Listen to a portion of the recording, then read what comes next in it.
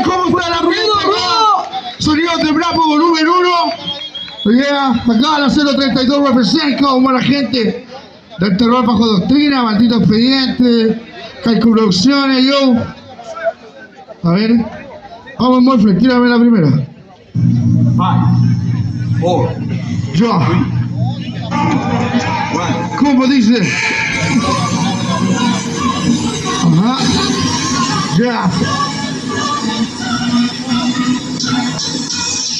Yes! ¿Cómo? Yes! Yo, 032 represent. Yo, el maldito mala gente. Yo, Nelly Machi Budahuel. ¿Cómo? ¿Cómo? Yeah, yeah, yeah. Yo.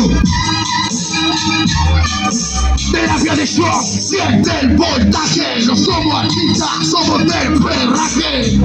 Rapita kamikaze, frase salvaje. Enlace, terapia de shock, siente el voltaje. No somos artistas, somos del perraje. Psicos y rapita kamikaze, frase salvaje. Ningún enlace de neurocirujano que visita tu cerebro. Produzco rap hardcore, un pensamiento enfermo. Notate mi cuaderno, mezclarás con alcohol. Incinera tu cabeza y le dan un fucking don. Causo pánico en tus sueños, de miedoso y el terror. Vengo junto a mi comando y un pasado con récord. Esto es deportación, mierda de onda más del Chile. Esta puta jauría lanza atrás como misiles. Terapia de shock, siente el voltaje. No somos artistas, somos del perraje. Chicos y rap, pita kamikaze. No se salvaje sin ningún enlace. Terapia de shock, siente el voltaje. No somos artistas, somos del perraje. Chicos y rap, pita kamikaze. No se salvaje ni enlace.